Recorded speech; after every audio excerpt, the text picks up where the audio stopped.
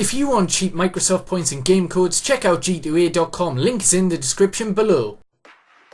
Hey guys, it's Melvin7 here, and today I'm bringing you my BPL predictions match day 36. Now, this is getting close towards the end. The Mystery C is beating me by 4 points. He's on 151, I'm on 147. So, I hopefully can catch him up, but more importantly, let's get on to the predictions for this week. So, Everton versus Sunderland is the first game. Now, Sunderland got an unexpected victory against Southampton, 2 penalties. I think they are the first 2 that Southampton have actually conceded. Everton losing 3-2 narrowly to Aston Villa, but Villa deserved the win in my opinion.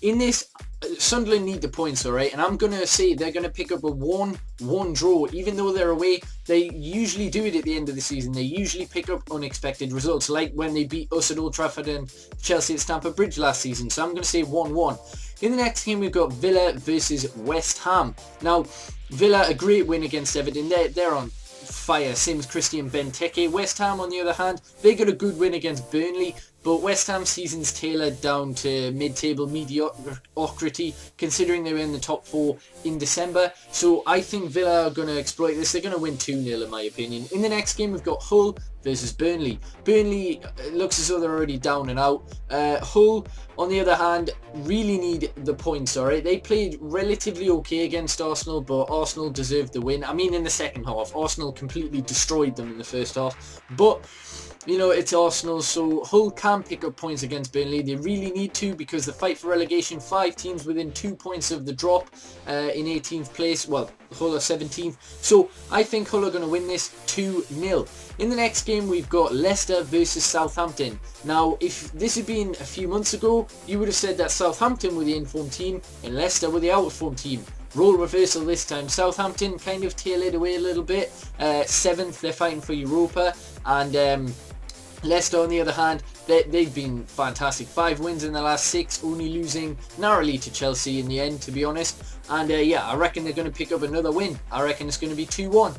In the next game, we've got Newcastle going up against West Brom. Now, Newcastle have 8 defeats in a row. No team in the top 4 English tiers has done that this season, which is just ludicrous, alright? Newcastle are in the worst period they've been in years, and obviously the fans aren't happy. On the other hand, West Brom doing very well to beat us. Tony Pulis, you know, parking the bus. I'm not offending him or whatever. That's a valid tactic, and he did it well. You know, he exploited our weaknesses. A set piece, ultimately. I've said it all along. Defending set pieces and defending counter-attacks is our weakness, and he exploited it well. And they also got a 0-0 draw with Liverpool. They're going to be full of confidence. Newcastle not so much, but they'll be desperate to get points. I still think it'll be another defeat for Newcastle though. 2-1 to West Brom. In the next game, we've got Stoke up against Spurs. Now, Stoke lost 2-0 to Swansea. You know, it's Stoke have got their best points tally, and it was a good end-to-end game in all honesty. And yeah, Swansea now have their highest points tally, but it's a difficult one to predict whenever Stoke play. Spurs, unpredictable, you know, played well against City and lose. They play shit against Southampton, get a draw. It's hard to predict, and especially these 2 teams are probably the most unpredictable in the league. So for that reason, I'm going to say it's a 1-1 draw. In the next game, we've got Palace up against Man United. Now, I have done a full match preview for this the day before. It's on my channel if you want to check that out. So I'm going to go through it briefly. Palace are going to do exactly what Tony Pulis has done, what Everton did, what Chelsea did. You know, park the bus, let us attack them, and hopefully we play players like Angel Di Maria, but they're going to use the pace of Balassi and Zaha on the break. They're going to use Jedinak for set pieces, etc., and maybe try and get Murphy on in the goals. But I reckon if we can get a quick fire goal, then they'll be forced to come at us, and yeah, it might pave the way for more goals. That's what I'm hoping anyway. I either think we'll lose 1-0 or win 3-1. I'm going to say win 3-1, and I've backed this. I've got a lot of money. This is the most I've ever put on a bet. I'll reveal how much if I win. If I lose, I'm not telling you how much, because it's ridiculous how much I've bet. Anyway, next game we've got Manchester City versus QPR. Now, City getting a narrow, lucky win against Spurs. They've been really lucky recently, but you know, they're picking up the points, so fair play to them. QPR down and out. This one's obvious. I reckon it's going to be 4-1 to Manchester City. In the next game, we've got the biggest game of this week. We've got Chelsea versus Liverpool, the newly crowned BPL champions. Congratulations to Chelsea, fully deserved it this season. Hopefully next season we'll be back challenging. But anyway, they've had a break, I think. Jose Mourinho allowed them, but he also said that he's fully focused on beating Liverpool.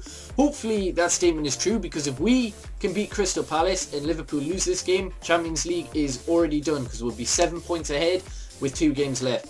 But, you know, Liverpool are going to obviously want to, well, they need to win to have a good chance of pipping us to top 4.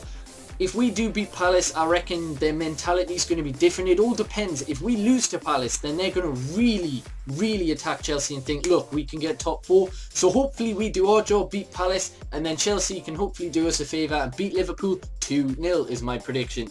And in the final game, we got Arsenal against Swansea. It should be second place for Arsenal, alright? I can't see City getting it. I can't see us getting it. If Arsenal don't now, then they've went on a terrible run at the end of the season. We'll see what they do next season. Could be title challengers. Who knows? In the next game, what the hell am I going on about? Their opponents, Swansea, won 2-0. And they're on a great run of form. They've had their best season of their life in the BPL, their most points, and Gary Monk's done fantastically. But I think Arsenal at the Emirates have a little bit too much firepower, so I'm going to say it's going to finish 3-1. That's my predictions. Let's compare them with the Mystery Seas. Alright, so for the Everton game, he said that Everton will win, whereas I've said a draw. Villa versus West Ham, we've both said Villa will win, though different scores.